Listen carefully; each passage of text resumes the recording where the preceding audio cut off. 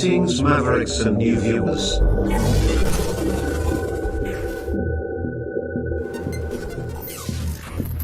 Tonight, direct and live from the Maverick News Network World Studios.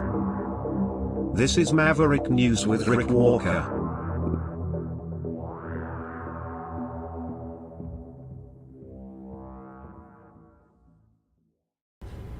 Okay, we are finally here. My apologies for the late start tonight. Technical problems, a little bit of a problem with some cyber attacks over the past couple of weeks here, and they kind of just overwhelmed things here as we try to get on the air at our regular time of 7 p.m. Eastern. Had to just take care of some of the problems, and we did that, and here we are. An hour late, but better late than never. And here tonight to join me in this special broadcast is Joseph Lenard, direct from Detroit. Hello. Yeah, I would think Putin probably would say better never than late, but... Well, particularly maybe tonight. I'm not sure if what we're going to have to say would make him smile very much, but we'll see.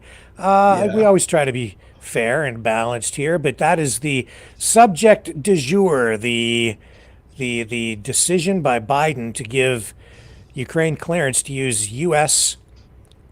Missiles, ATACMS, inside Russia to hit military, and we should be specific about that, military targets. So that's what we're going to talk about tonight. Yeah, well, define military target for one, but before we get to that, the most important thing, the Blue Bombers owe me money.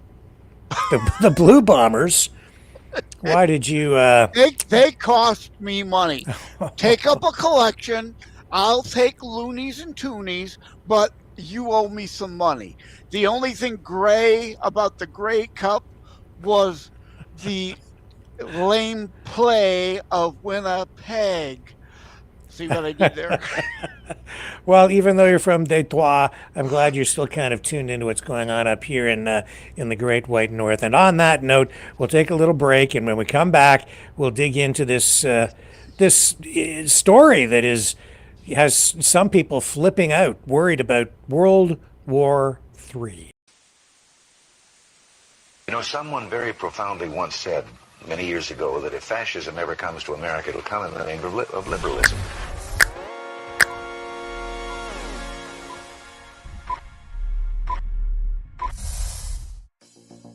Well, I think it's time we ask ourselves if we still know the freedoms that were intended for us by the Founding Fathers.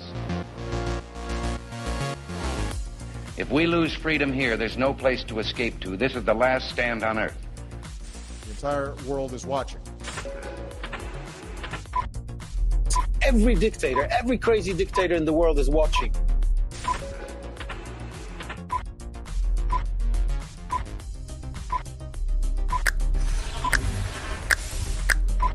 The world is watching. On TV. The entire world is watching. On social media. But the entire world is watching, and yes, they are seeing what we have apparently bravely been willing to say that others are thinking. Stand for freedom. Literally stand for freedom. Let's get this done. The entire world is watching. We're at war with the most dangerous enemy that has ever faced mankind in his long climb from the swamp to the stars. Maverick News. Let me have more control of my own destiny. The world is watching.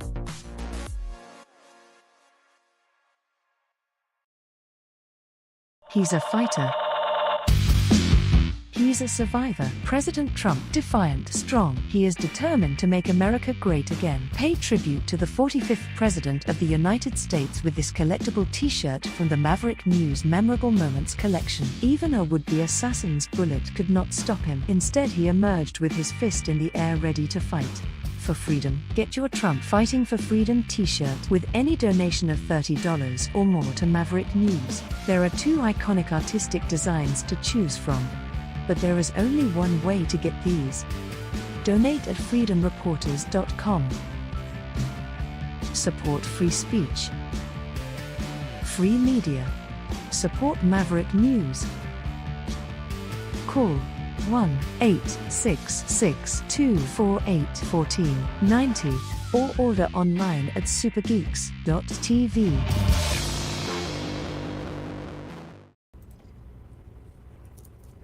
Okay, we're back. They didn't do it at the Grey Cup the other day, but did you see the Detroit Lions and I think Seattle, couple of different NFL teams? And when asked why, they said, well, they're not going to be available for press after the game now. But one said afterwards he's seen somebody at UFC do it, so hey, it's okay now. What are you talking about? The Trump dance. The Trump dance. Oh, the Trump dance. Okay. I wondered, man, like you were like, what the heck is he talking about? Out of the Trump commercial, so I figured, Gotcha. Okay. Now I understand. The Trump dance. You know how my brain segues. Yeah, well, that it's logical. It makes sense. I get it. I like the Trump dance. I think that it's cool. It's fashionable now. Yeah, it's like you wouldn't have had it 4 years ago, but now, now people are saying I wouldn't call it a landslide victory, but it's clearly a red wave and a mandate victory. Oh, sure. Yeah. We're not talking Reagan 84, but it's a mandate victory. Almost every blue state went 10 or 20 points to the right. Yes. I mean, Trump didn't turn New York or California red, but he moved it that direction a lot. He sure did. Yeah. As I've said, I think your analysis there is quite accurate, because if he won in terms of electoral college and state by state overall, yeah, he won. But if you look at like the popular vote, it's still a very divided country. It's each state he wins, but won a popular vote first time since in almost forever too. Right. And the same, if not after the 2020 census, the last 4 years, the left, through ballot initiatives, Soros money and whatnot, like in Michigan, a prop to put redistricting in the hands of a committee, which of course the left then controlled, gerrymandered most of the House, beneficial to them. We should have won another dozen House seats this election. I mean, a lot of them were that close. Yeah, it should have been even more of a red wave, but they gerrymandered it. And yeah, but if you look at the way the country is right now, I think it would be a mistake for the Republicans, the MAGA Republicans, whatever that party is now, to think that they just have this, overwhelming majority of people on their side. It's still the country's just still very divided. It's a fragile coalition. Yeah, it is. It is a fragile coalition, and I think the mandate is fragile as well. So between now and the next election, everything could really shift and change Whoever holds again. the White House, midterms usually loses congressional seats. Yeah. But, and again, with the way they have them gerrymandered, it's really indeed going to favor them. But depending on what happens over the next 2 years, if MAGA can get even just a trickle like 2022 was, it would be great. But I got us off track already. That's not okay. what we're here to talk about. The big question is, will we be around and still alive to worry about that in a couple of years, or will we are we all going be to living a nuclear winter? Yes, I just don't know. I shouldn't be laughing. It is a pretty serious situation, and I've been listening to people on all sides over the past couple of days, taking it all in. I have my views, What's your initial reaction to this decision by Joe Biden to allow the use of ATACMS missiles to hit military targets inside Russia? Well, I think the first thing is history. How did we get here? And you got to go back to Clinton, that people still do not know and understand. We're here today because of Bill Clinton and some dumb Ukrainians, as I've said in the past. So smart people study the art of war by Sun Tzu. Stupid people study the art of stupid by Sun Byrne. And that was both Clinton and some Ukrainians, convincing them to give up the nukes as the Soviets fled from, and Putin and the others didn't want those nukes that were there pointed at Moscow. Well, that's what would have kept Ukraine safe. So idiot Clinton dangled sure NATO acceptance to the Ukrainians, and if not on paper, exact signatories to NATO treaty would be NATO protectorate, even off paper. So that's why we're here where we are, right? Because then Obama... And Ukraine had the third largest arsenal of nuclear weapons at that time. Third largest. They'd be an intact sovereign nation still today if they did not let idiot Clinton talk them out of them. And Obama is the guy who then said, I don't care what Bill Clinton did. Let them have it. And indeed, they rolled into Crimea. And then, of course, Trump came in. And Trump, despite all the talk about, he's an isolationist, he's not. He gave them lots of weapons to try to prevent expansion of that war. And it worked through his whole term. And, of course, Joe Biden comes along and Putin sees weaknesses again, and then indeed expands the war into other parts of Ukraine, which is what got us today. And indeed, then Biden honored the Clinton agreement and started giving a whole lot more. We wouldn't have had to given if they wouldn't have been dumb enough to give up their nukes in the first place, but they did. Wouldn't have had to if Obama wouldn't have been so weak and started this whole downhill landslide.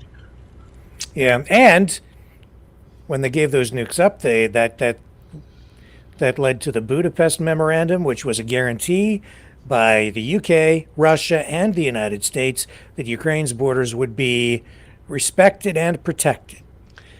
And now it's like a betrayal, really, of all sides in various ways to Ukraine, because first of all, Russia just basically tore that up.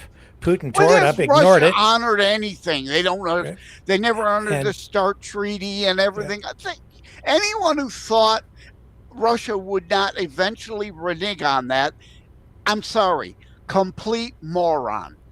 Yeah. So, and then I don't, in my opinion, it has been kind of typical of the way the U.S. handles wars, which is to say that they gave aid, but not enough. And so the whole thing kind of just goes on and on instead of being really decisive. And that's because the Biden administration has largely been, and, administrations before that, Democrats in particular, timid, afraid of Putin and what he might do. So they've really had, whether people care to acknowledge it or not, the Biden administration in particular, a policy or an approach to this that has been reactionary, not escalatory. So whenever Russia does something, then they use that as justification to respond with something that, takes it up to the next notch with Russia, and then again and again. But it hasn't really been the U.S. and NATO at any step with Biden in the White House, really escalating. It's always been reactionary because they have been afraid that they're just afraid that they're going to trigger a nuclear war because Putin sits there and keeps threatening to use them.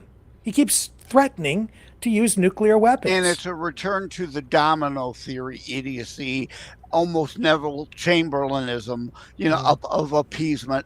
Just put them in check. Don't fight to win. Just keep them in check.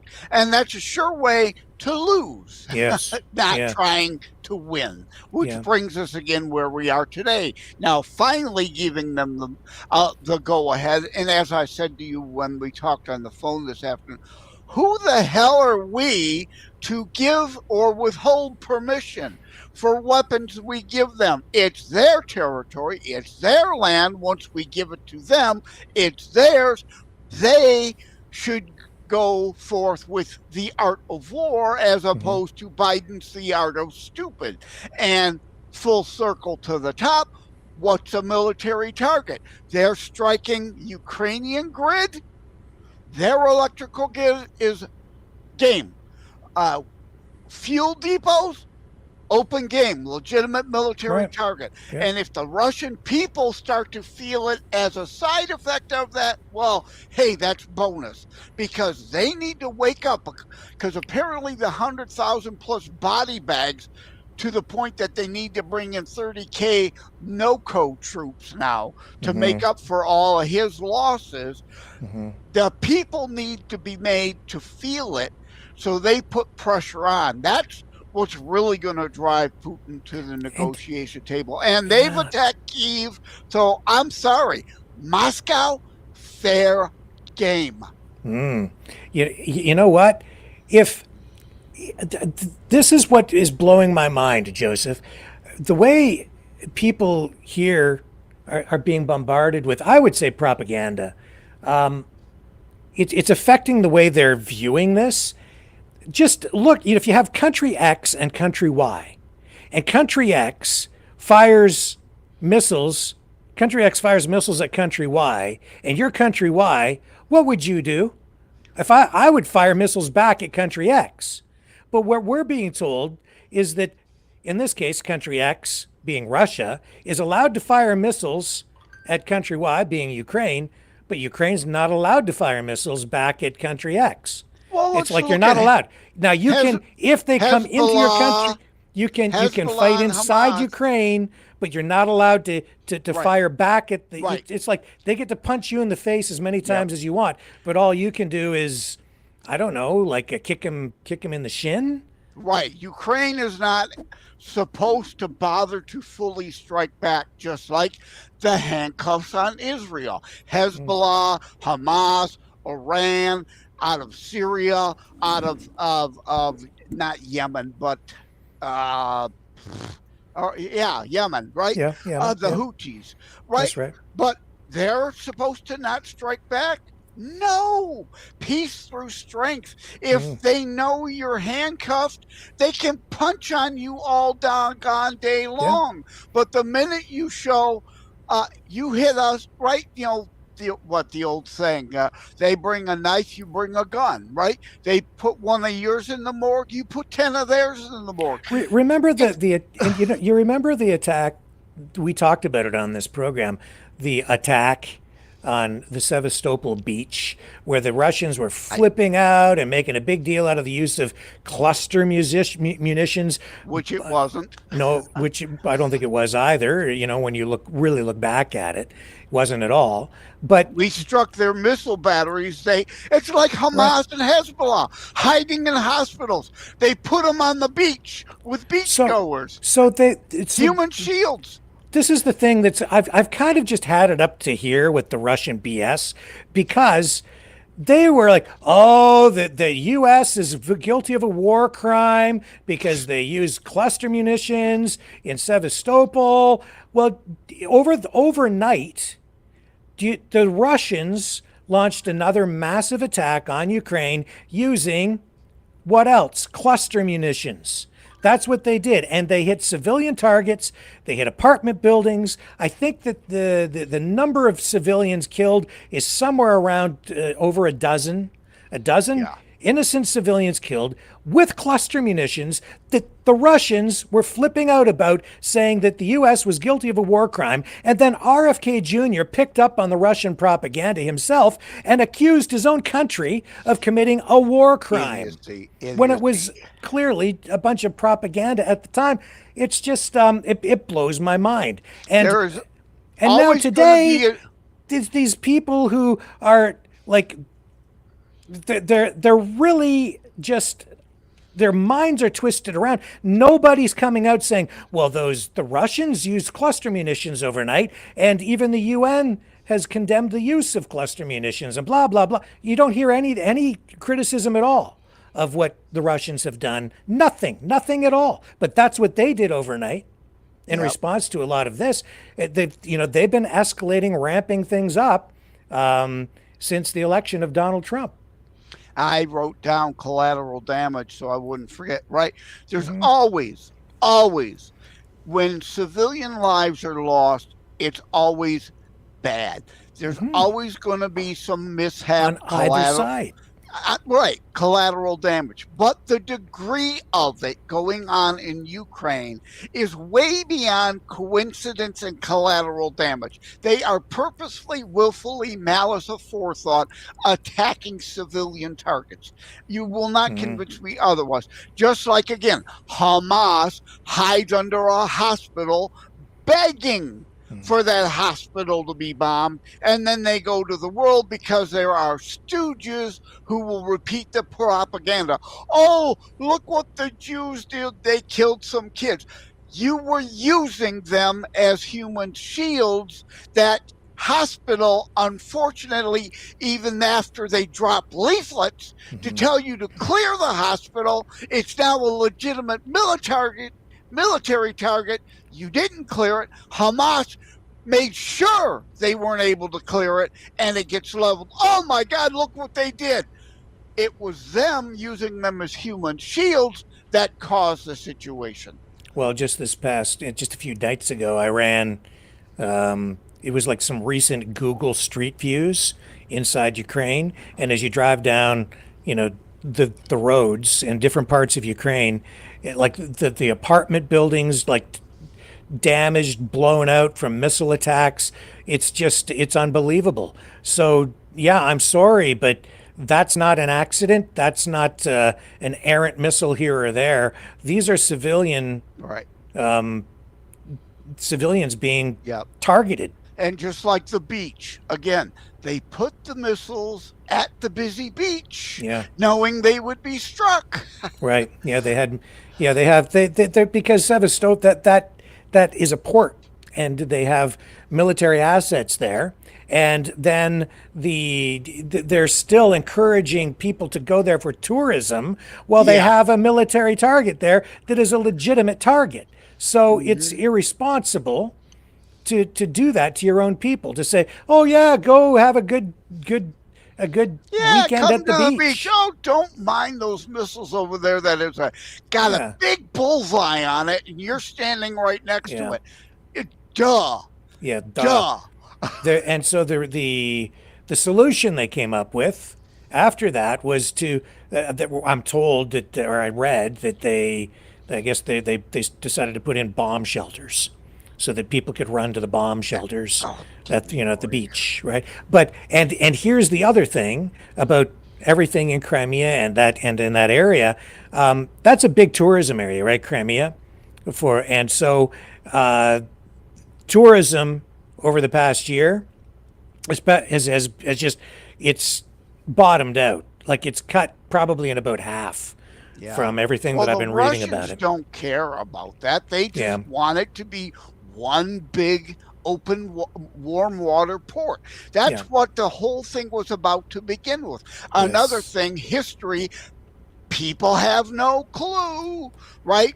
The 100 years of oppression of Russia on Ukraine, which is why Ukraine should have never given up the weapons. They were there because the Soviets withdrew from occupying it already. And you are hearing stuff here tonight, folks, that you are probably not going to hear literally anywhere else, because I'm just not hearing this stuff come out of any other media outlet. Nobody is reporting this information. And nobody. They don't care about the Crimean people. Again, they want to turn it into just one big freshwater port, which was operating with Ukrainian permission on Ukrainian soil before they started this war, to create a land bridge to it so it could be completely unencumbered and used any way, shape, or form they chose without permission going forward, and expanding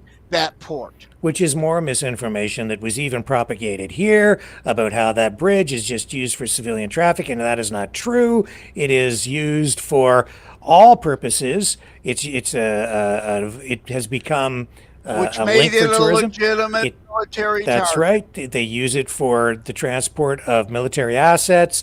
It's they even have a rail transport on there.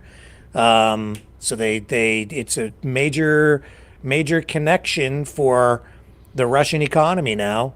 Into Crimea, which they just took. Putin just took it from Ukraine. Just took it, annexed it. He stole it. Yeah. And what about the force. supply lines and the staging of troops in their puppet state of Belarus? Targets in Belarus are fair game. And what they hadn't heard anywhere but from me on a previous show, Belarusian freedom fighters are striking Belarusian targets in Belarus, trying to shake it from being a Putin puppet state. They're fighting on the side of Ukraine because they want freedom too. It's true. But you don't hear it anywhere but here. That's right. Yeah. The other thing is, well, you know what? Let's do this. The State Department, Matthew Miller, news conference today, talking about all of this. Let's just run a small portion of that where Matthew Miller addresses exactly this issue of Biden approving the use of ATACMS missiles. Here he is here. Okay, let me get this queued up. I thought I had it, but I'm going to have to bring it up one more time. Here we go. Again. Here we go. I've got him, Matthew Miller, at the State Department today. Oh, there we go. So I'm not going to comment on it. Simon, go ahead. What can you tell us about what the current policy is on whether Ukraine can launch long-range missile strikes into Russia using U.S. missiles? I don't have any policy updates to speak to today. As you know, since even before Russia launched its full-scale invasion, the United States has marshaled a coalition of more than 50 countries to provide assistance to Ukraine and to hold Russia accountable for its actions. We have made clear that we will always adapt and adjust the capabilities that we provide to Ukraine when it's appropriate to do so, and you have seen us back that up with steps that we have taken over the past several years, but I don't have any new policy developments to speak to today. Obviously, this is already being reported that there is a change of policy, and the Kremlin has responded saying this is a major escalation from the U.S. Do you have you're not confirming the policy change, but given that this is already information out there that Russians are responding to, what's your take on them accusing you of escalating this conflict? Yeah, so again, I know this goes without saying, but let me say it anyway. I'm not going to speak to or confirm any policy changes. But when you look at escalation of this conflict, it has been Russia that has escalated the conflict time and time again. And that includes just in the recent month when Russia recruited the deployment of more than 11,000 North Korean soldiers who are now on the front lines in Kursk, engaging in combat operations against the Ukrainian military. That is a major escalation by Russia, bringing in an Asian military to a conflict inside Europe. And as we said, as the Secretary said, our response to that would be firm. And the supporters of Ukraine's response to that needed to be firm. And we will continue to do what is appropriate to hold Russia accountable for its actions, including its escalatory actions, and to hold North Korea accountable for its escalatory actions. The Russians say that they can just deploy whoever they like to Kursk because it's inside their own country. What's the kind of principle here that a country can't bring in other troops to defend? So the first principle that we need to remember, of course, and I know you haven't forgotten this, but for everyone else, is that it is Russia that started this war by invading the sovereign territory of its neighbor. Russia that invaded Ukraine supported proxy war in 2014, and then that launched a full-scale invasion of Ukraine in 2022. And so if Russia wanted to stop the attacks on its territory, it's the aggressor here.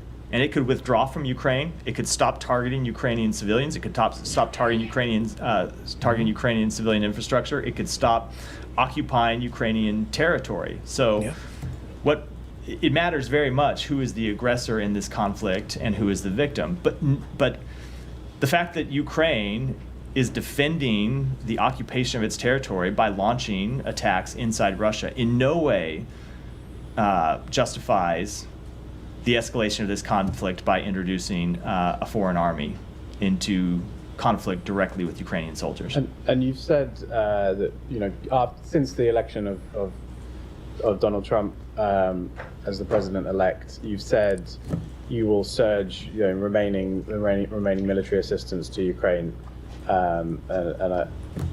with I guess the idea of strengthening the Ukrainians. From the sort of comments from Russia, sort of saying, well, this is an outgoing administration and they are acting irresponsibly by further escalating a conflict. I know you're not confirming this particular act, but you have talked about rushing support for Ukraine and giving the Ukrainians as much as possible.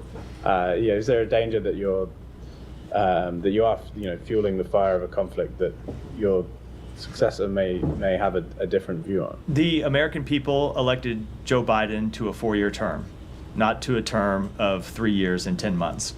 And we will use every day of our term to pursue the foreign policy interests that we believe are on behalf, that we believe are in the interests of the American people. If the incoming administration wants to take a different view, that is, of course, their right to do so.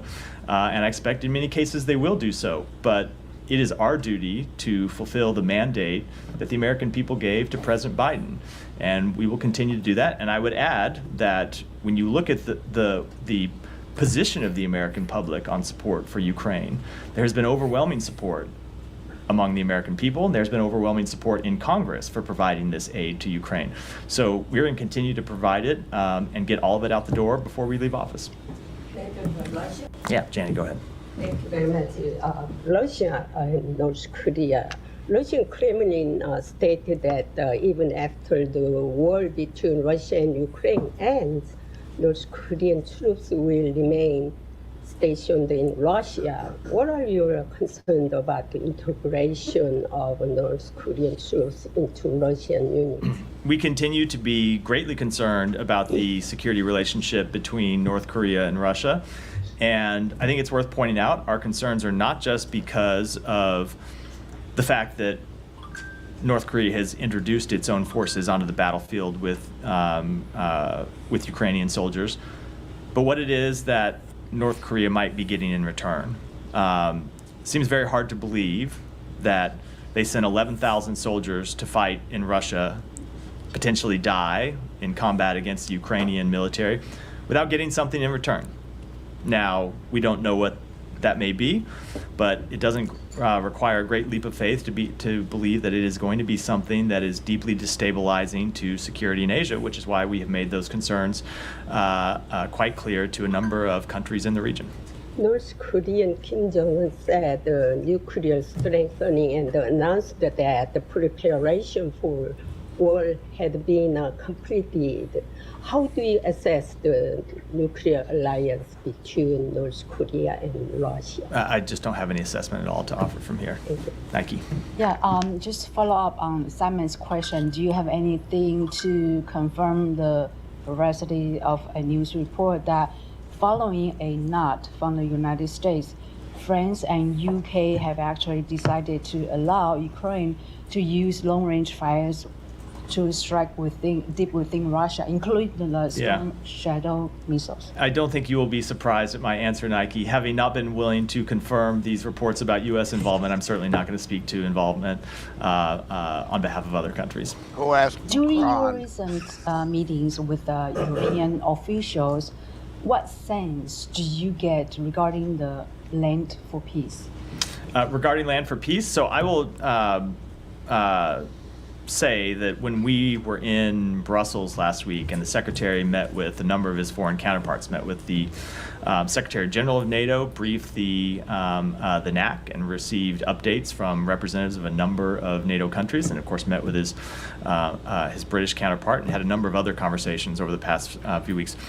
What we have heard consistently is that it is for Ukraine to decide if it wants to enter into negotiations, when it enters into negotiations, what the parameters of those negotiations would be. That has been our policy, that it's up to Ukraine to make those decisions, and that has been the policy of our allies and partners, and we have seen no change in that policy by our allies and partners. But I do think it's always worth adding, when we talk about potential negotiations, that we have seen no change in posture by the government of Russia when it comes to negotiations. And you just have to look at the deadly attacks that Russia has launched against Ukraine over the past few days to see that far from showing any willingness to enter into negotiations, they continue to look for ways to escalate the conflict. Was there a growing acknowledgement that countries may be forced to accept a political reality? So I'm just not going to speak to private discussions among our allies, but in every conversation that we have had over the past weeks, we've heard the same thing that we have heard over the past few months, which is that it is up to Ukraine to decide Ukraine's future, and that no other country can or should dictate that to them. And if I may ask a transitional question, sorry about that. China House, how do you assess the future of the Operation China House, given a State Department structure is expected? Yeah, so again, I'm a little loath to predict the future under the incoming administration. I will speak on behalf of this administration and say that we have seen the work of China House to be absolutely instrumental to the policies we have pursued to manage our competition with China appropriately, and to rally our allies and partners to... Okay, that's enough, because we're moving away from the core subject there. So go ahead, Joseph. Couple things. One, they don't want to admit to the full reality. This initial 11 is a total commitment of 30K. This is just the first deployment. And Ukraine needs to strike anywhere and everywhere they are deployed into Russia to stage. And the electrical grid struck because they need electricity to stage. And fuel depots struck because they need fuel to stage. Don't even let them get anywhere close to the battlefield. You need to strike them as they're coming in and where they will be. And quick shout out, Rusty, Helena, Dar, Whale, Andrew, Alicia, Jesse, bunch of others there in the chat. Just wanted to give you a hey. But the Land for Peace thing, look how well that worked all the time for Israel. No, Neville Chamberlain doesn't work. The only way I would support Trump in a Land for Peace settlement, and again, Ukraine must hold Russian territory in order to have a hand to come to the poker table to swap with. But Land for Peace, the only way I support it is if Ukraine is admitted immediate NATO upon whatever's left of Ukraine is NATO.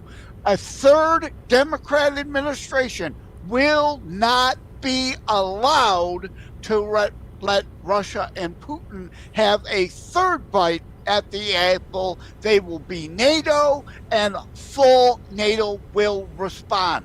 Peace through strength. Yeah, and it's interesting to hear that coming from you, because I know that, in many respects you are, you're like me. I think you're kind of conservative. You have been basically pro-Trump. You're no fan of the Democrats, but like me, I think you're an independent thinker. and not just sheeple following any crowd, whether it's this crowd, that crowd, the MAGA crowd, the Democrat crowd, and any crowd. I want peace, but I've learned from 250 plus years of warfare, the last 250 years, appeasement and trade-offs and weakness doesn't work. It breeds a bigger conflict. In fact, I would say that it's the timidity, the apprehension, the fear of Putin that has helped facilitate all of this. It's given him really indications at various points along his new milestones are reached. It's like, oh, I can do this because they've indicated that they won't be using these weapons, or they're openly stating that they will not cross this line and use weapons in this way. So I can do this. And he takes it to the next level and the next level. Neville Chamberlainism, I want peace. But the concept of peace at any cost, the only way peace at any cost works is surrender. Maybe you want to be slaves. I don't. I have to admit that, I was kind of sucked in at the beginning because I would give the benefit of the doubt, and then he kind of got to a point and it was like, I was told by pro-Russian people that he didn't really want the whole country. He just wants neutrality. Putin's brain. Yeah, Putin's but brain. Yeah. No, it's all turned out to be very disingenuous, outright lies. It's very clear right now that he's not just going to sit still. Like I said a year ago. Well, in other interviews with somebody else who was on this program, I said, I think he has everything he wants anyway. They should just sue for peace, and maybe we could have. They could have. Russia could have. Okay. Yes. Right. He could have done the whole Hitler thing with Chamberlain. My goals are satisfied, and calm things down at least for a little while. He isn't even smart enough to learn from Hitler in that and lull your enemy into a set of false sense of security, and indeed take that third bite at the apple later. Yeah, and so I think he recognizes there won't be a third bite at it. So, just to backtrack a little bit, this map shows how far. You see, there's some misconceptions here, I think, as well about what all of this means, right? Well, first of all, let me show you this. That's the map, but and you're not even showing targets in Belarus. Yeah, so let me just show you. I want to show you. Here we go. Here's InfoWars. Here's the headline on InfoWars. Oh, my favorite site. Take it with a grain of salt. But we talked about this earlier. Yeah, hilarious. I mean, on InfoWars, everything is always the fault of the United States and way over the top. Yeah. Shock video. An out of his mind Joe Biden announces plan to end the world. So, I mean, he could cause it, but no way he could plan it. He just, I get that people are worried about World War III. I am too. And when I think we're already in World War III, but, I mean, an escalation to an actual global thermonuclear conflict. Yeah, I'm worried about that.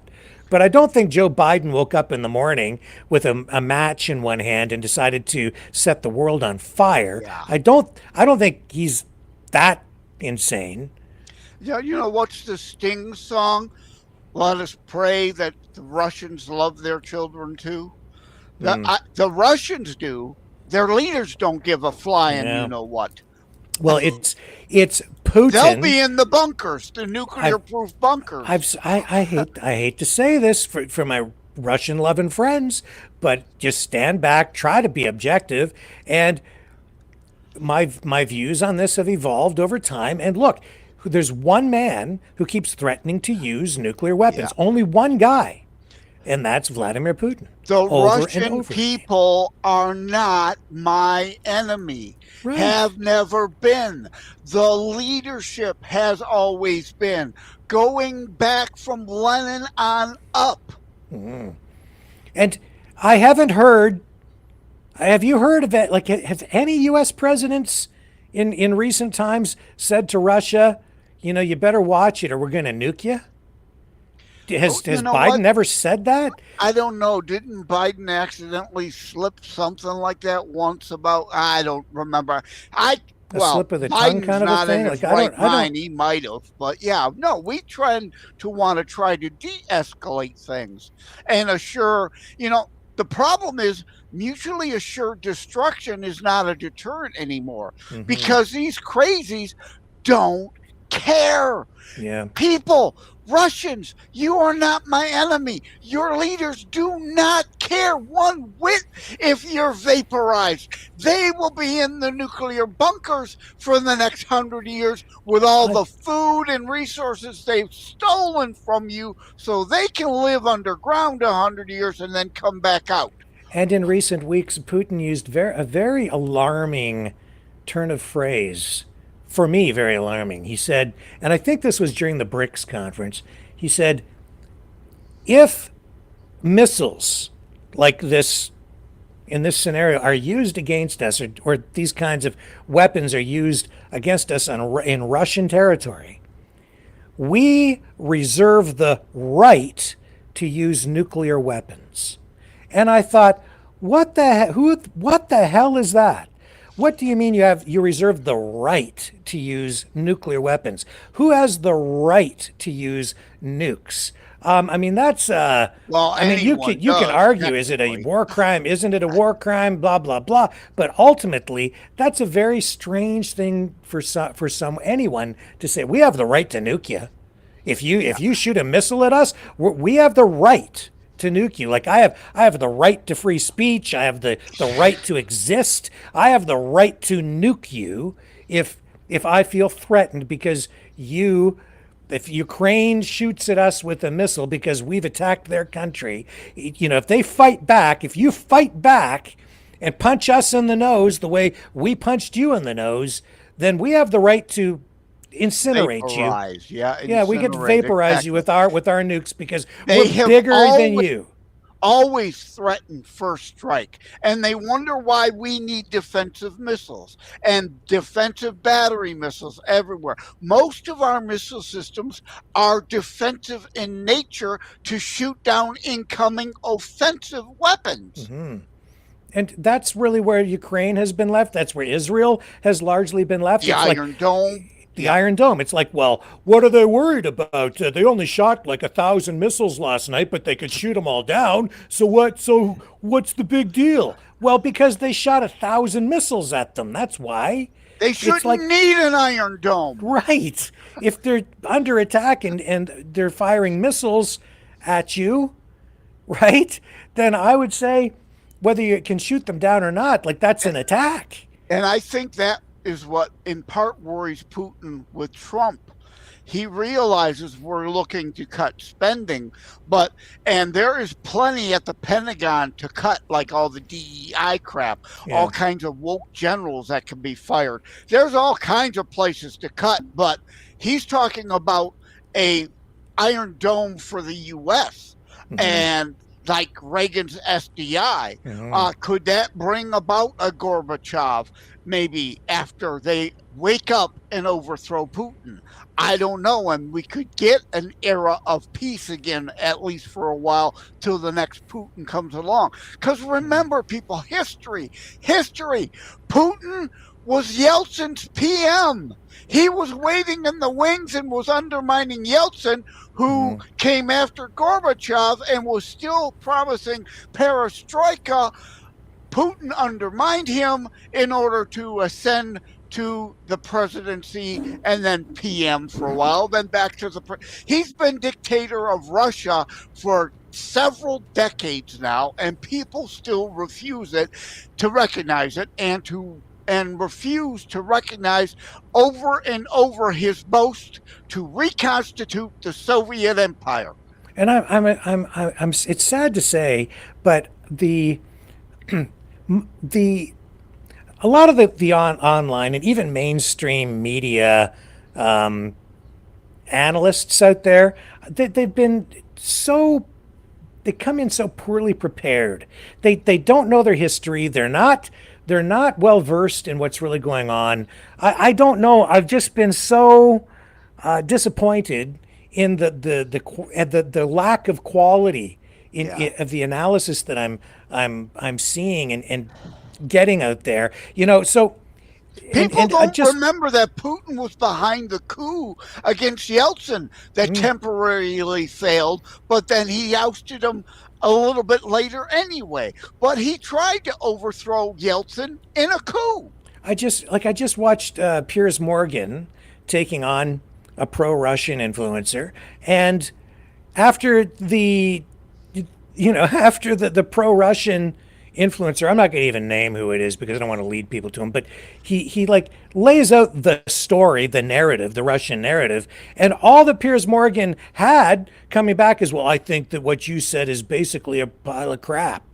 That was his argument. I thought, because they can't counter the Orwellian tale they're rewriting history to be, because Pierce doesn't know anything. It was like, bring the guy to me. Like, I'll have a discussion with him. Bring him over here, because Piers Morgan is ill-equipped to deal with it. That's not an argument. That's, well, I think what you said is a bunch of crap. Like, that's not going to cut it, man. We have stated verifiable fact. And again, the Mr. Jones movie, for so many people who are so damn clueless, the Mr. Jones movie, I mean, it's a movie, but loosely based on reality of the Soviets occupying Ukraine before Hitler invaded anyone. And as I say over and over, they invaded Finland before Hitler invaded anyone. They invaded Poland in a pact with Hitler at the same time. Yeah. And yet people are surprised what transpired after World War II. And these headlines that we're getting on places like InfoWars, it's like junk food journalism. It's really just dumbed down. It's a narrative, it's a story, but it's selective pieces of information. There's a lot of stuff that's left out to sort of support the narrative that they want you to follow. There's a lot of lying going on in there too. Honestly, if you really get to know your stuff, you start to pick out the lies within a lot of this, right? And the one of the things that I've picked up on in the last 24 hours is that whether it's Alex Jones or others who are actually regurgitating what he says, because a lot of these low information influencers just regurgitate what he says. And the narrative out there is that Putin is really acting defensively because the missiles that the U.S. is providing can be retrofitted with nuclear warheads if they want to do that. And so virtually anything can be. Blah, blah, blah. So therefore, because it's potentially could maybe be equipped with a nuclear warhead, then that's why he's really acting in defense, even though he's the guy that's escalated, and this is a response to that, but it's not, so it's all our fault. I could get to Ontario through Mexico, or I could just go across the river. And what they're not telling you is that, first of all, okay, this is not the, it is sort of escalatory, right? This does take everything to a bit of a new level, but Putin Crimea is part of Ukraine. Russia stole it. They took it over. Putin took that, okay? In his first incursion. Except for that base. Right, which again, which was a lease. They were leasing that. They were leasing that from Ukraine. Yes, which is where the Black Sea Fleet is stationed. Okay. Yes, and so it was like, no problem. You've got the lease. You've got your fleet there, but that wasn't good enough. He wanted to take all of Crimea, so now he doesn't have to pay the lease anymore. Right. So easily verifiable fact. That's right. So Now he has, and it's extremely valuable. It's strategic for Russia. They need that. They want it because it's a deep water, warm water port year round. That's why we tolerate Turkey as part of NATO. They should otherwise be kicked. But Erdogan is more an Islamic fundamentalist. Too bad we didn't support the coup against him. But he's helped block in the Russian fleet there. And in addition to that, I've also come across information within the last week that, and this is echoes of what Stalin did to the poor Ukrainians, okay? Mr. Jones, the movie covers that. The starvation, the genocide via starvation of Ukraine then. Ukraine, during the Soviet era, was produced about 40% of all the economic output of those Soviet bloc countries. Okay, 40%. That's how valuable it is. And that's largely because of agriculture. It is the breadbasket for that whole part of the world, right? They produce so much grain. And as I say, echoes of Stalin, because since the outbreak of this war, Putin has stolen from Ukrainian farmers over $1 billion worth of grain. $1 billion worth of grain. Putin sees himself as Stalin. You're not hearing that anyplace else, folks. You're not hearing that anywhere else. $1 billion worth of grain just stolen by Putin to fund this war. I mean, Stalin and Putin almost make Lenin look like a day at the beach. So that's not right. I mean, I'm sorry, but they just take the grain that the farmers in Ukraine grew, harvested, and then he just took it. $1 billion worth. Just the way he took Ukraine or Crimea. Just took it, right? And all the industrial area up in the Donbass, he just confiscates. He just took it. And then divvies it up. That's to his the friends. Excuse. Again, any part of history, you got to go far enough back, right? They're claiming to the Stalin era days that is all Russian territory. No, it was always occupied territory. Another inconvenient. Okay, so I mean, there's all kinds of stuff we could go into historically, but let's just come back to where we're at right now. And this is the information that people are not really getting elsewhere. Okay, so the approval to use these U.S. weapons is another step in this whole war.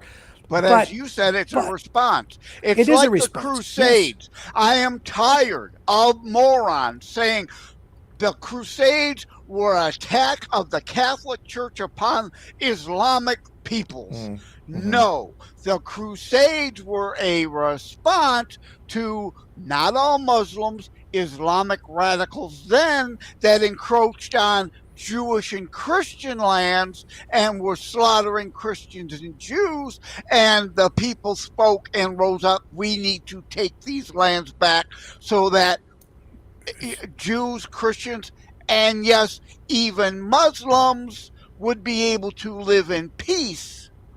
So the point that I was going to make is that the approval to use these weapons inside Russian territory, I don't know why Putin is flipping out at this point, because he already claims that Crimea is Russia. And they've been using Storm Shadow missiles and ATACMS on targets within Crimea, military targets within Crimea for a long time. And so because you're looking at it like that, it's like, well, then why is this even really that much different? It really kind of isn't, unless, of course, you don't really consider Crimea to be part of He's Russia. Admitting it. That's right. That's exactly For right, those and indirectly. who actually have a brain that functions to understand it, there's the admission. And as we talked many times on other shows, the only way you will be able to have a sue for peace, land for peace, settlement opportunity at all is poker table. You don't bluff with a pair of twos. You've got to have an ace or two up your sleeve. That's where the offensive into Russia matters. They must hold Russian territory to be able to sue as a swap for Ukrainian land back. That's the only way it will work. Again, art of war versus art of stupid. Yeah, and the other thing to keep in mind here is that while we're being told by all these, I would say, low information social media influencers out there that this will just allow strikes deep within Russian territory, that's not really true. Okay, so here's a map showing exactly how this scenario is laid out. The sort of the pinkish area there, that's Russian military control of Ukrainian territory, including Crimea in pink there. Russian territory is a sliver. Right. And then this area here, the red line on the outside within Russia, on the right-hand side of the map, that's the maximum range that Ukrainian missiles could reach. And what you're looking at here is ATACMS launched from Ukraine really can only reach about 119 miles or 300 kilometers inside Russian territory. That won't even quite reach, I don't believe, Moscow. So it's not like they're trying to target Moscow. They could hit the capital of Belarus, but they couldn't even hit all of Belarusian territory. And so all these airplane symbols, those are military air bases from which Russia is using those as staging areas to launch assaults on Ukraine from those locations. Those must be targeted. Right. And the HIMARS missiles, right, only have a range of 47 miles, and that's blue line right in there. So the idea that this is like, I think people have, because like I say, the low information social media influencers out there are just sort of regurgitating information, not giving real accurate information, and leading people to think that this is going to be like some full scale attack on like Moscow and St. Petersburg and all these other targets within Russia, and just starting to blow up all the buildings. No. Get off the internet. Go to an old library, ask for the old book section, and go into the basement in the bowel of the old libraries and get history books from 50 years ago. And you can confirm all these things we're saying about the history of that region in actual real history books versus the Orwellian rewrite garbage they're trying to feed you through Google searches, being weighted more towards anti-American, pro of our enemy searches. You're finding opinion pieces. Go find the real history books. Hell, go to Moscow, go in their basement, and even see all the history of what they wrote about Stalin occupying Ukraine. Yeah. So it's important to keep context, perspective here, to provide proper context and perspective. This is not going to result in just a free-for-all on Ukraine's part, just starting to fire missiles at all these different targets within Russia. There will still, it's clear, this is still coming with pretty severe restrictions. They will only be able to use them on certain kinds of targets, and specifically, I think you're looking at air bases, rocket launch facilities, places where they're launching drone attacks from. Ukraine should do oops, we accidentally hit a few electrical grid targets. Just accidental. And Ukraine already has the capability with the drones that they are producing within Ukraine now, because they have ramped up production domestically of those kinds of weapons. And they have been hitting ammo depots that we've shown you here, footage of that, other military assets within Russia already using drones. But some of these kinds of targets are fortified and can't really effectively be taken out with just drones. Yeah, but you touched on another important thing here also. Iran mass producing drones from technology that Obama gave him when they let a drone land over there. So they're building highly capable drones reverse engineered from our stuff and sending it to Russia. Yeah. So this is, I don't know, Joseph. This is, I as much as I'm worried about a nuclear war, and I don't like it when Putin sits there and rattles the nuclear saber the way that he does. If this is the justification to nuke us, and are we just going to surrender? If we're going to just surrender all of Ukraine, then he's taken the Baltics too. Have people learned nothing from history? Have they learned nothing about these tyrants? And so the question is, I mean, you can clearly see that, like, I think Biden has done this for a few different reasons. He's done it because the North Korean troops are there, about 11,000 so far. I've seen reports just within the last couple of days now that North Korea is now getting ready to send an additional up to 100,000 troops. So that's in the information pipeline, and I think that's credible. I think that they're looking at that. So this is another major escalation on the Russian side that is in the works that we're hearing about. I also saw reports, verifiable, with interviews with these soldiers who are from Cuba, who are over there fighting. Not like 10,000 or 11,000 of them, but they do have like a contingent of them. All fighting all together. Of this too, part of the problem was Biden, the crime family, always using Ukraine as a money laundering operation. Had we been sending all actual military hardware and bread, like I said on your show, I'm for sending bread and bullets, not money, because a lot of that's just being laundered. You know, the other thing that has come to my attention over the last 6 months or so that really has shifted my perception and my I knew you'd come around eventually. Opinion of even Zelensky, right? Is that from the very beginning, like worried about corruption, worried about money laundering, all of these things. But remember Gonzalo Lira, the journalist, who made a really big deal out of how Zelensky came to power, right? And he focused a lot on Kolomoisky, the billionaire who owned the TV network and selected him as the star of the show and blah, blah, blah, right?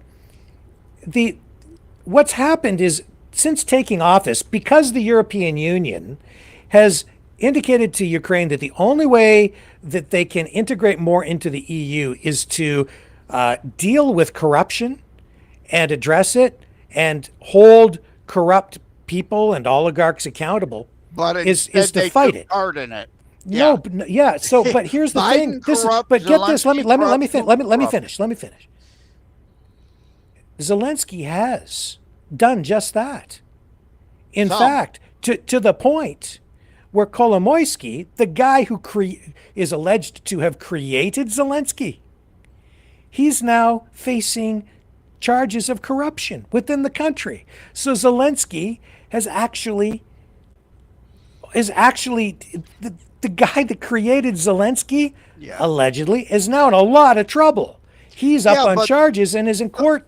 The whole Biden corruption scheme there too, though, he turned a blind eye to all that because he was part of that. Of course he was. Yes, he was. So again, Zelensky is corrupt. Biden is corrupt. So is Putin. No. That's the thing, Joseph. That's the thing. This is the thing about Zelensky. I was convinced too, but now I'm not so sure, because this is a guy who is following through with anti-corruption measures, anti-corruption legislation, programs. He's holding these people accountable, even the people within his own circle. He's holding them accountable. And I was like, I had to go find more information to verify it, but it is true. It's true. And that floored me. It really did. I was like, my God, I can't believe that that's actually but you're not hearing about it anywhere. It's not being reported over here at all. This is a failure of the information pathways in order to get actual news out, because everything is being drowned out by all of the other noise surrounding the conflict. Yeah. But these details that really truly matter are not getting out. Instead, we're getting the propaganda about Zelensky buying casinos and yachts and even small countries for his own personal use with the money that the U.S. is sending, and that's not true. Those are all verifiably false stories, but this is the money actually is true. fungible, and that's why they could get away with making those allegations. And if we weren't sending the money, but physical things instead, there would be less of that. The other thing that this also shows me is that Zelensky is not a puppet of Biden. He is not a puppet of the Democrat government or the U.S. government. And he, even in things that he has said just in the past week, where it's like he's making it very clear that regardless of what happens with has been happening with Biden or what will happen with Trump, they are a sovereign nation, and he is going to make his own decisions. He's not talking like he's a puppet of the U.S. at all. Quite the opposite. So when I'm listening to what he's really saying, it's like, I don't know, all these allegations that this was a coup in 2014 and he's just a U.S. puppet, it's not true. He's trying, he wants integration with the EU, as the people voted for at that time.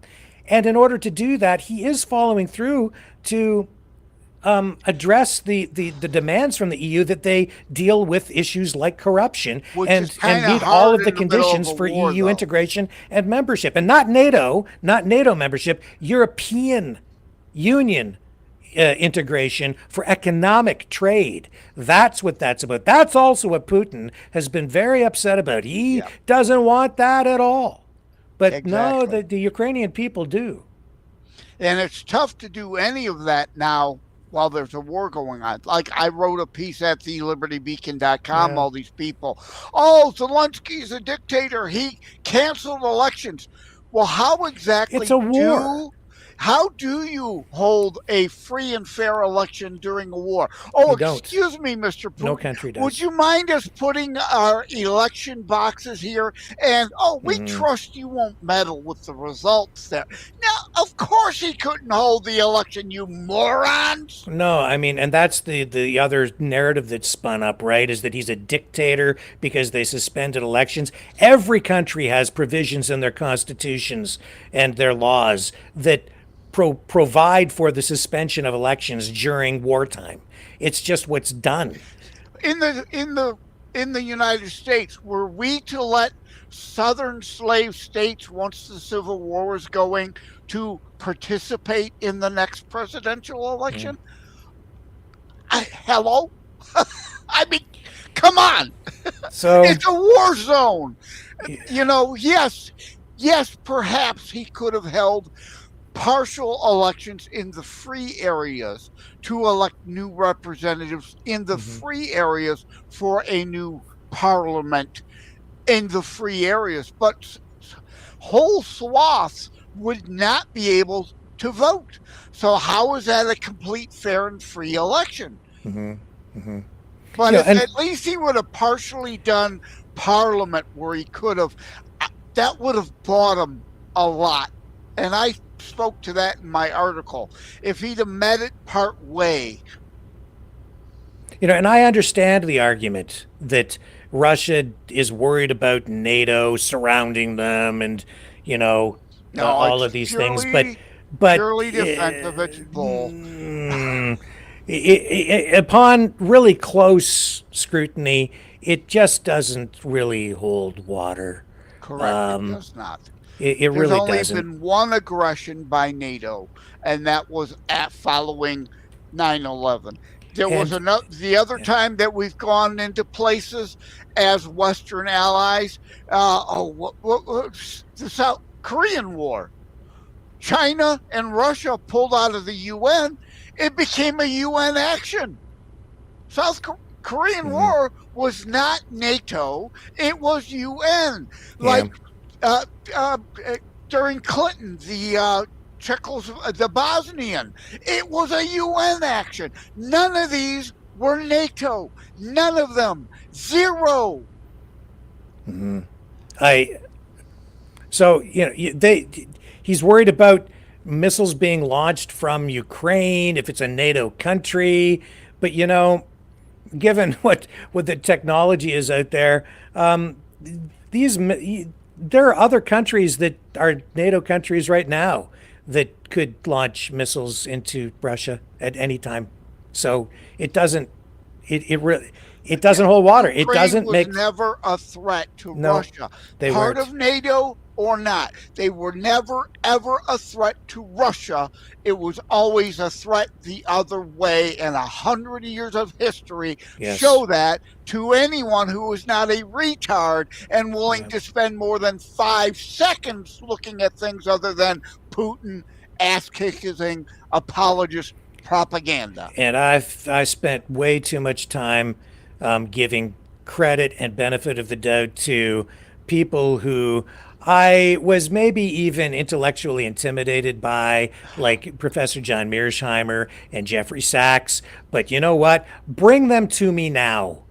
Bring them here, and we'll have a conversation. Well, I appreciated your attempt at intellectual honesty. As I said, I always knew eventually you'd get here. Bring me the professors. Okay, bring them here, give them to me, the layman, and we'll have the conversation, because I see giant gaping holes in their arguments, and I would love to have them here. Bring them on. Or bring me Colonel McCheese. Now, there's another guy, okay? Bring me Colonel McCheese, because there's another guy I would love to have the conversation with, because he's just so full of it. The idiot commie who admitted to voting for communists in our own country, Brennan, one of the 51 that signed on to the fake Russian collusion delusion, he's more pro-communist than he's pro-American, but yet Democrat administrations want him as part of their administration because they're all anti-American. They believe this idiocy of maybe eventually they'll come around. If we're nice to them, eventually they'll be nicer to us. It's never worked that way. It is never gonna work that way. Peace through strength. Yeah, that's what the Reagan approach was, and it was effective. And I miss Ronald Reagan. When I sit back and I think, what would Ronald Reagan do in this situation? And I'll tell you, things would look a whole lot different today if Reagan were here taking care of this, I think. Well, and I don't let Reagan off the hook. I mean, I love the man. But nobody on this planet is perfect. We're all frail, flawed humans, right? Part of the appeasement, or part of the America is a paper tiger argument, happened because he withdrew from the Beirut barracks after the bombing. He should have said, we are going to level your asses. Not we're cutting and running. He cut and run, and that gave the Ayatollahs more ground to then gain on Hamas and Hezbollah building. Speaking of a paper tiger, all we've heard for nearly 3 years now, 1,000 days of war almost, is that Ukraine didn't stand a chance, Russia's way too powerful, the United States should just back down, not get involved, because there's absolutely no way that the U.S. could win. It's hopeless. Russia's just so powerful. Putin's smart. Yeah, Ukraine alone couldn't do it. So here's my question, Joseph. If that's the case, why is Putin threatening nuclear war? If they're so frickin' powerful, if he's so smart, if there's absolutely no chance that Ukraine can prevail, if the U.S., if we're so weak, We're so inept. We're so whatever that there's no chance. And we just give up. How haven't they accomplished then why after, okay, first of all, why has this gone on for 3 years? And secondly, why is he so afraid? Why is he so afraid that he has to keep threatening to nuke us? Because it's because he's afraid. Because everything that we've been told by these pundits, by him, by all these pro-Russian, low information propagandists and just regurgitative social media influencers has been either just misguided regurgitation or outright lies. It's not true. It's not true. The Russian people are not my enemy. And when I say, sorry, you need to feel it, I don't mean we allow attacks on the Russian people, but taking out grids, which are both civilian and military targets, yes. And byproduct of that is you feel it too. Feel the reality of war, and then maybe you'll get on your leader and get him the hell out of there to bring an end to this. Indeed. In fact, we are seeing cracks in the even support for Putin within Russia, which you don't really hear about any other place than here, at least in the West.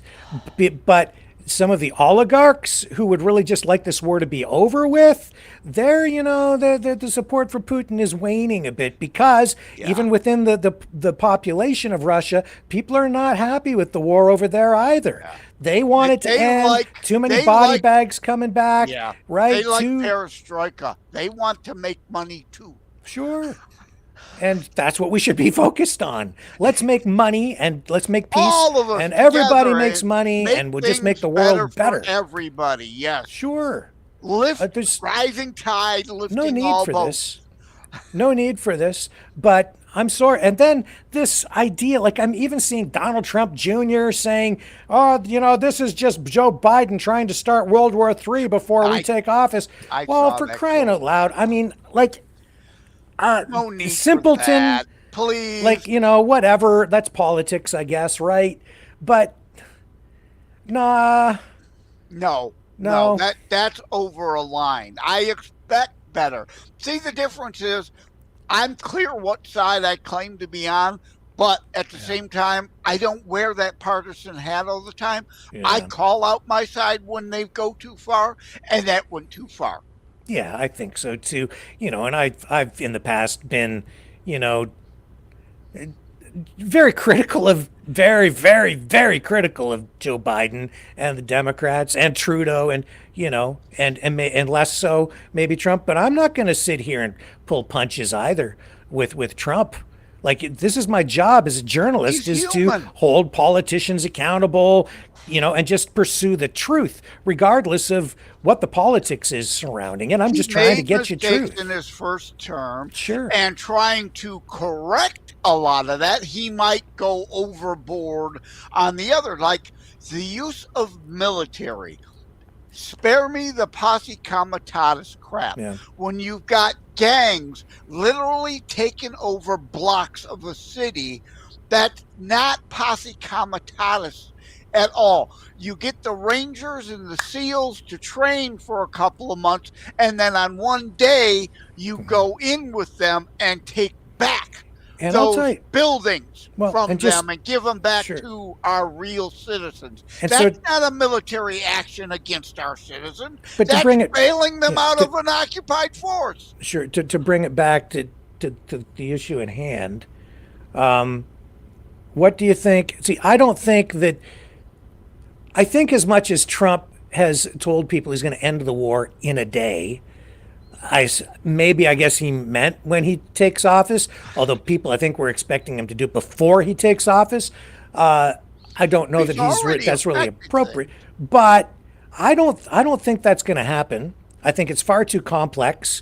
I think that he may try. I hope he does, but I don't think it will happen that way. And I don't think ultimately the response and that you're going to get from Trump is going to be what the MAGA people have been really hoping for. What do you think?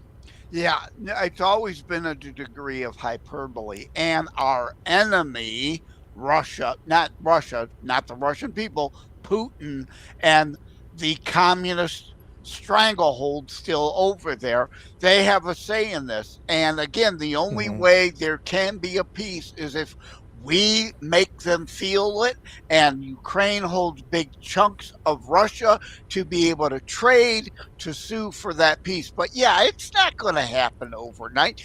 And anyone who doesn't understand that was a bit of hyperbole is probably a Trump cultist, which I have never been, will never be. Again, he's human. I agree and disagree with everyone based on the merits of whatever the issue, principles, not personalities.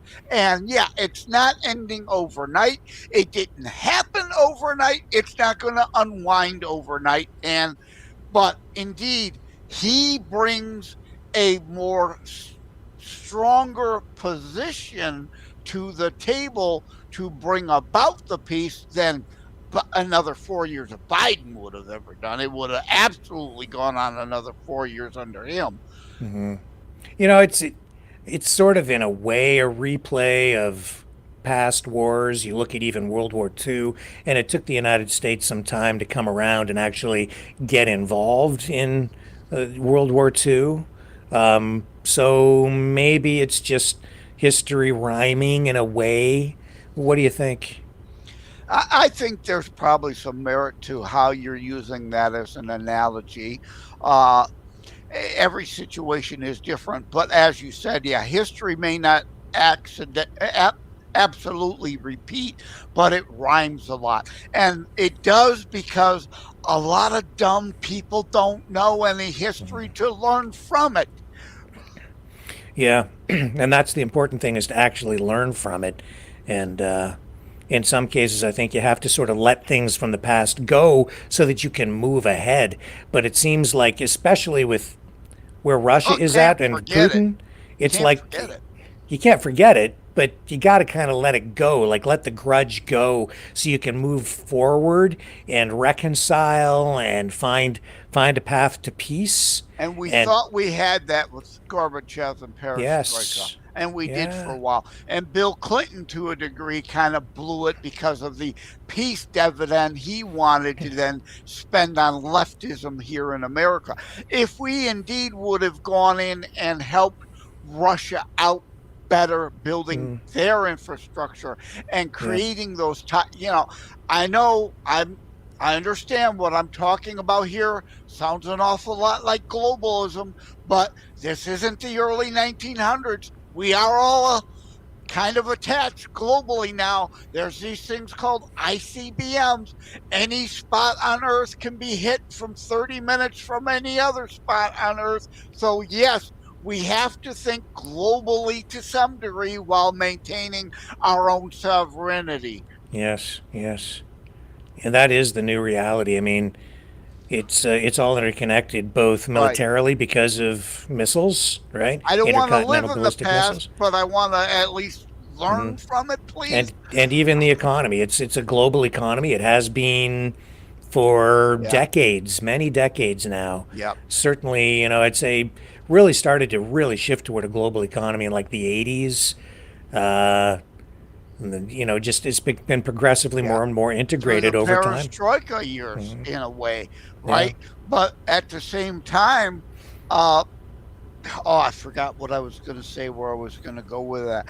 We can have these interconnections and interdependencies, but recognize there are people still married to the past, and as you said, the old grudges that we trust but verify, also to bring in what Reagan said, right?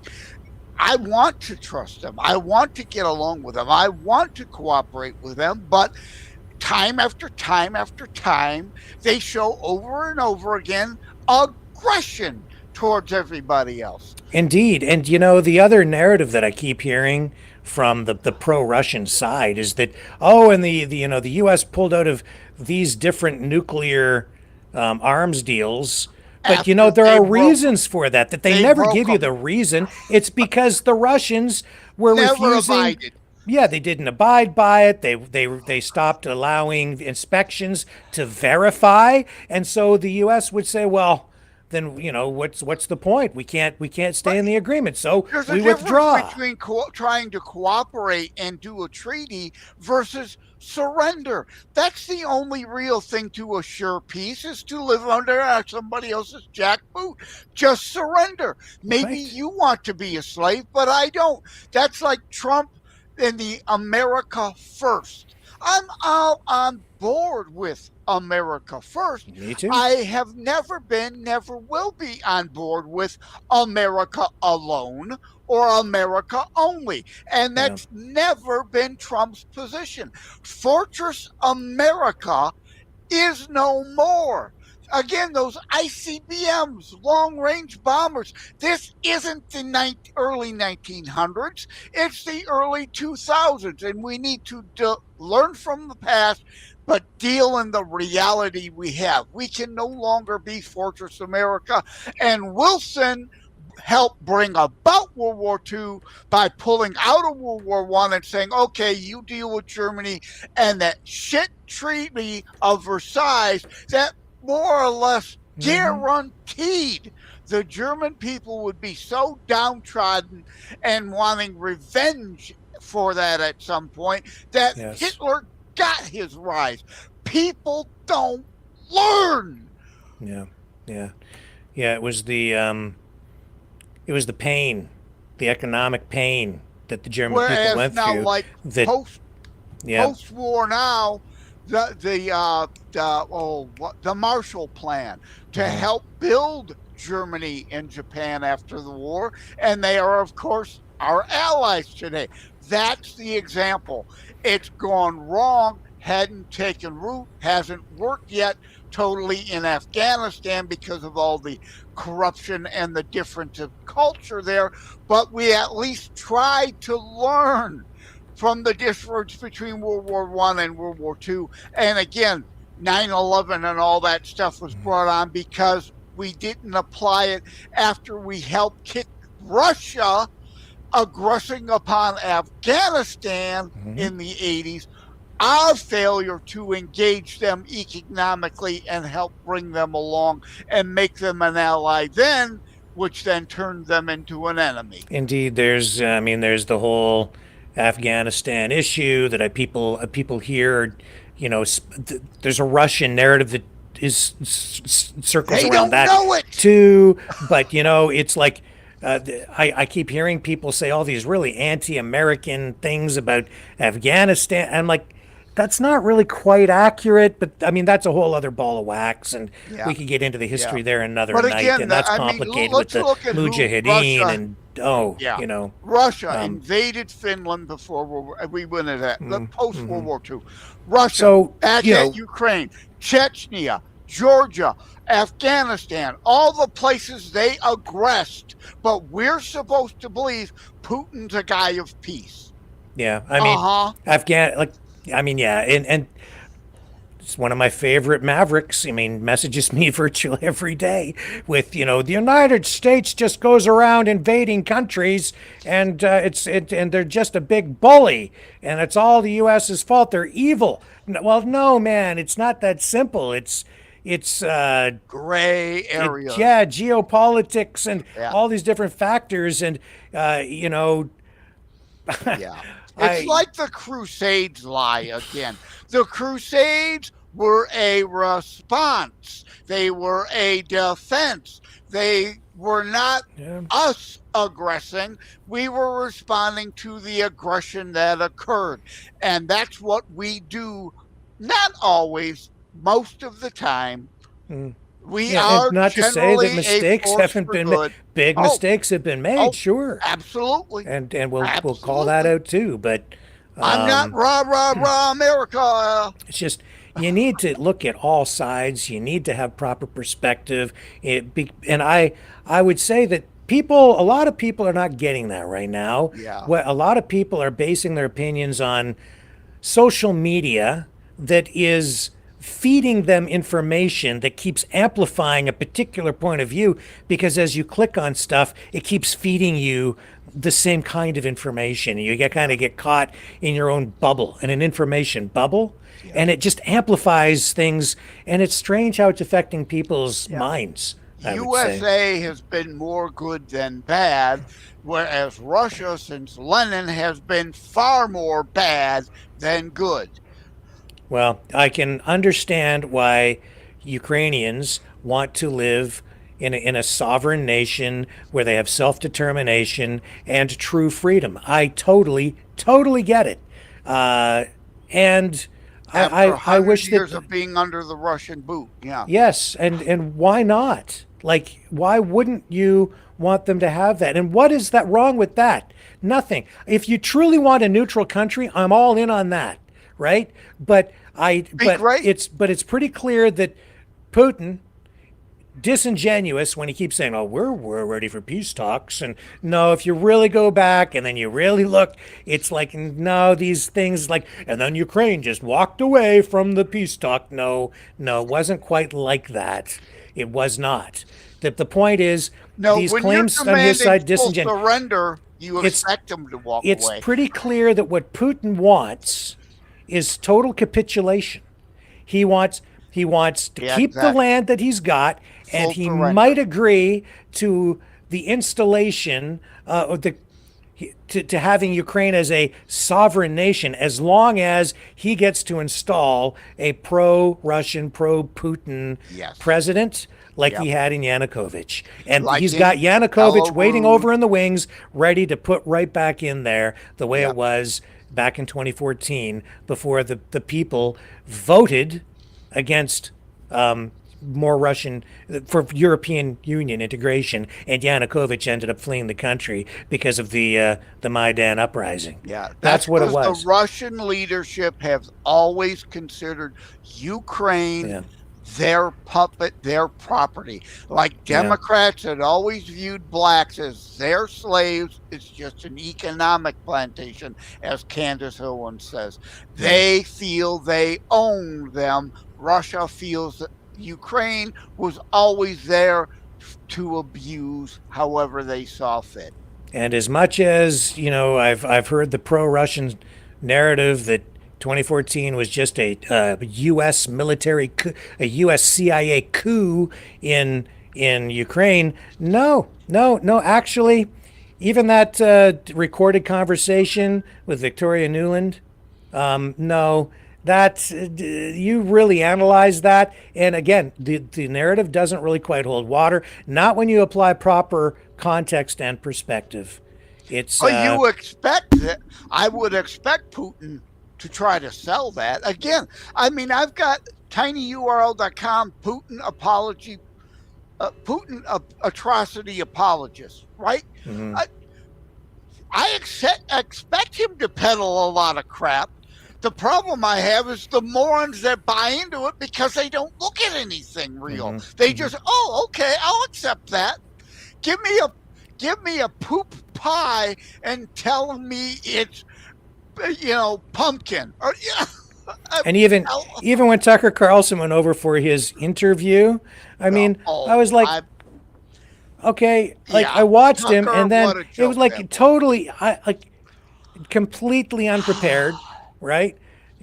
Doesn't know any of the history. Like, he's going into this interview that's going to be shown around the world. That's a huge audience. And all he could do when Putin started to spout off about all this history that he's sharing is he just sat there kind of with his mouth open. And let him talk for like 40 minutes. Yeah. Just let him just... That's like the Kamalunist on 60 Minutes and any other program, right? Right. Well, okay, you're here. Tell us what you want us to believe. We won't fact check any of it. So Tucker did that with Putin. Yeah. So Putin gets to give his historical revisionism, right? And say that Crimea belongs to him. And Tucker goes, "Oh, okay." Yeah, I completely lost all respect for him when that happened. It was, and then he goes to then he goes to the Russian equivalent of Mickey D's after and goes, "Oh, it tastes just like home." Oh man, I don't know. And people are like, "Oh yeah, oh." I could go on, and maybe I should, maybe I shouldn't. I probably shouldn't tonight. It's just, it's just become absurd, honestly. Yeah. I think we've tried putting 100 pounds of you-know-what into, unfortunately, too many people's heads only have a 10-pound capacity. Yeah, well, yeah. So, bottom line is, I want peace. I know you want peace. We all want peace. Please, please. Sure. I don't want to die in a nuclear winter. I don't want any Russian to die in a nuclear winter, but I absolutely positively want to abide by mutually assured destruction, which brings us back to Putin doesn't care about you. They've got 100 years of supplies in their nuclear-proof bunkers where they will retreat to after they start the nuclear exchange. They don't care about you. And you know who else I don't really think cares? Alex Jones. Because when you have headlines like that, and when I've been listening to him, especially over the past week, with regard to this, it's like, actually, what he's doing with these stories is escalatory. Yeah. It really, truly is. Yeah. It's irresponsible. A lot of people listen to him and believe what he says. He sprinkles in a few things that are indeed fact and conspiracy reality. I've never been a fan of Alex Jones, and as we were talking earlier, I think he's controlled opposition. But I've said it before, and I'm going to upset some people. There are QAnoners, and I'm happy to be proclaimed part of the Q Army. And when I was under attack on Twitter by Hitlery, one of the mighty 200, the start of the whole Russian collusion thing before it was turned on Trump. The Q Army came to my rescue. But there are QAnoners and there are QAnutters. There is a difference. And Alex Jones, to me, has always been a nutter. Well, he just, and so, I mean, he's very disappointing. That's what I have to say about Alex Jones and what he's been doing lately, especially with regard to Russia and Ukraine. I don't like it. Yeah. Because it's not, but you know, Biden, the Democrats, they don't get off the hook here either, man. They've led us to this place. Yeah. So, and terrible foreign policy. You know, people like to call me a neocon. Whatever, just call me the name. I don't give a damn. I do want peace, but I understand, again, the lessons of history. And surrender is the only way you have peace, and then you're under their boot. Surrender is the only way to assure peace, but then do you really have a peace? So I want peace, but through strength and not appeasement, because I've learned history, and to kind of wrap things up and bring them around. Yeah. The only way this ends is if they feel it like the Ukrainians feel it and force both sides to the table. Yes, I think you're right about that. And just even the Kursk incursion, you know, some of these other munitions depots going up and things like that. It's made made the war real for people within Russia, and it's instantly resulted in a deterioration of support for this war on the Putin side. So you're right. Yeah, because they don't hear about the 100,000 plus in body bags, unless if you're related to one of them brought back in a body bag. You don't really know it or see it. You only see Putin's propaganda. Because as much as they say, or we're told that they have free speech over there, it's not true. No. There's still heavy censorship, and the media internet is very way like China. They're definitely, and Google is even happy to help them control it. Yeah. So, love my Russian supporting friends, and you know, and even Putin. I mean, he's just doing what Putin thinks he has to do for his country, but I just disagree. There's no justification, none, for what he has done here with this invasion into Ukraine. And People need to understand, and this is not partisan politics. Russia, Putin, is the one escalating here. It's him. He's the one escalating. He's the one threatening nuclear war. And I've got a big frickin' problem with that. Yeah. And if he really wanted Ukraine to be the breadbasket of the Soviet Empire again, he could have done through peaceful negotiation and lawful legal means and made deals. Yes. Yep. He didn't. He invaded. Yeah. And, stop threatening to blow me up. Okay, stop threatening to incinerate us. Yeah, that's I'm tired kind of it. a red line. Yeah, that's a red line for me. You threatened to incinerate us. Okay, I've got a problem with that. All right, because like you punch me in the nose, I'm gonna nuke you. Yeah, I punch you in the nose after you've punched me in the nose 10 times, and that's then the escalation. You're gonna burn me to a cinder. Yeah, you're losing me, right? You're losing my any moral understanding. Equivalency is gone. Yeah. How does anyone feel there is a moral equivalency between these sides? There isn't. You have to be willfully ignorant of reality. Could you imagine if Joe Biden came out tomorrow and says, if Putin keeps on doing this, we reserve the right to nuke Russia. We're gonna nuke Russia. People would be up in arms, including me, about the irresponsibility of it. But Putin does it all day long, and crickets. Oh, not only that, I hear some people, even within our family, your Maverick family, saying, "I like Putin. He's such a strong leader. He's a good leader. He is a strong leader. He is a strong leader because he's always threatening to nuke people.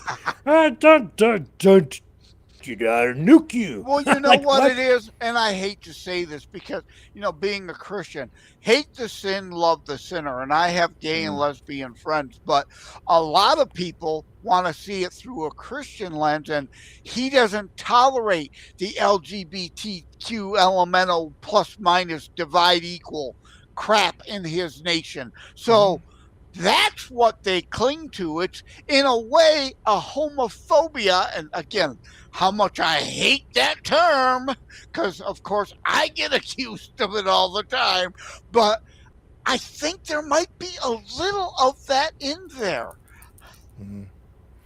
Well, I'll just throw it over to you, Joseph, for a final thought tonight as we wrap up this special Maverick News broadcast. Well, I with what I just said, if it isn't clear to people yet that I don't just wear one particular partisan hat and I call out any side, all sides, even my own side, when I think it's principles, not personalities. If that isn't clear to people now, I'll never win them over. They're just delusional. Putin atrocity apologists puppets. tinyurl.com, Putin atrocity apologists. And on that note, folks, we are going to wrap up. Thank you, everybody, for spending the time here tonight with us. It's a privilege, as always, and I appreciate you guys tolerating our points of view. You guys have your points of view, and that's what politics is. Yeah. It's, they we have don't always every agree. right. They have every right to their opinion, but as I say all the time online, you have a right to an opinion, but it matters if it's based on reality or fantasy. And I will be back tomorrow night, 7 p.m. Love you, Eastern. brother. Thank you, Joseph, for joining me tonight. Catch everybody tomorrow on the flip side.